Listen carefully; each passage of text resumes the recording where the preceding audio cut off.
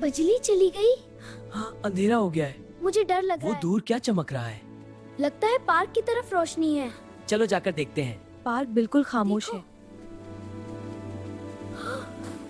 एक सुर्ख लालटेन। वाह, ये लालटेन कितनी खूबसूरत है। और ये बॉक्स भी है। अरे, इसमें तो छोटे लैंप्स हैं। और ये नोट भी। इस नोट पर क्या लिखा है? रोशनी बांटने वाले हमेशा याद रखे जाते हैं।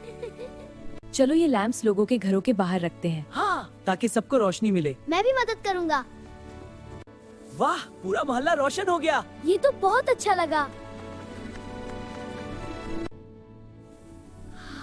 तुम बच्चों ने अंधेरे को रोशनी में बदल दिया। देखा, छोटी मदद भी बड़ा फर्क लाती है। अल्हम्दुलिल्लाह। हमें डर लग रहा है। चलो बच्चों, सो जाओ, बहुत देर हो गई है। शब बखैर।